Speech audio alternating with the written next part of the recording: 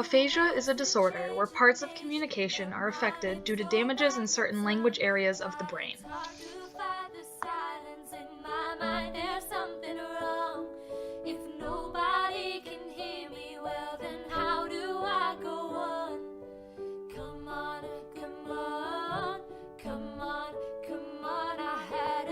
Wernike's aphasia affects the Wernike's area, located in the upper left hemisphere of the brain.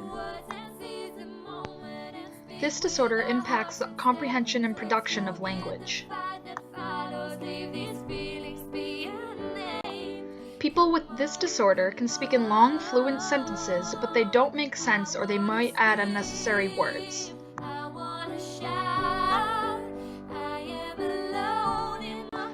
People with Wernike's aphasia will have a hard time understanding what they hear.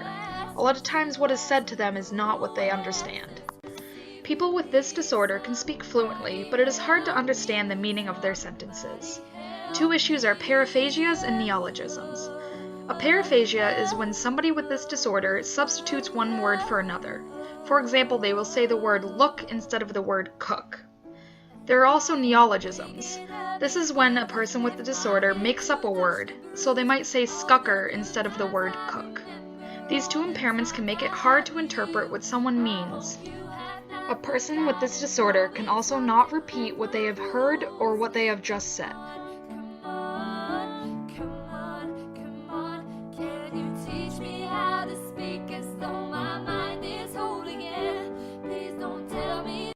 Wernike's area is responsible for the comprehension of language.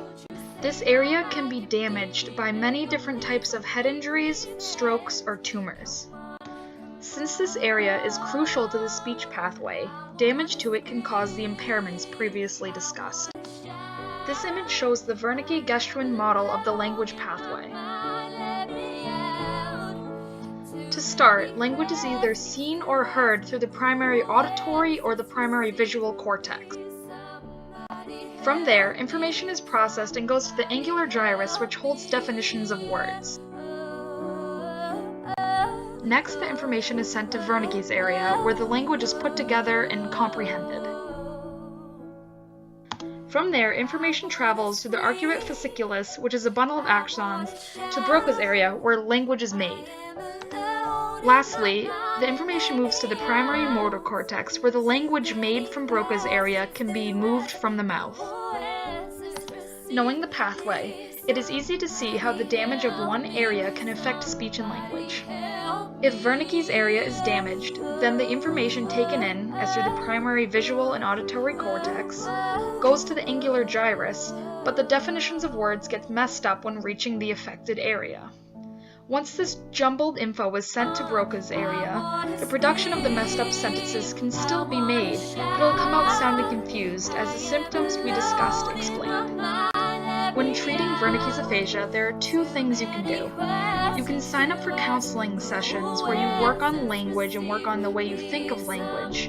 Or when conversing with somebody with Wernike's aphasia, you can use gestures, write down words, or speak slowly in close vicinity to the person. Patients that have recovered from Wernike's aphasia said that when they were affected, they didn't understand what others were saying to them most of the time, and they said they had no issues remembering songs or anything else they previously remembered.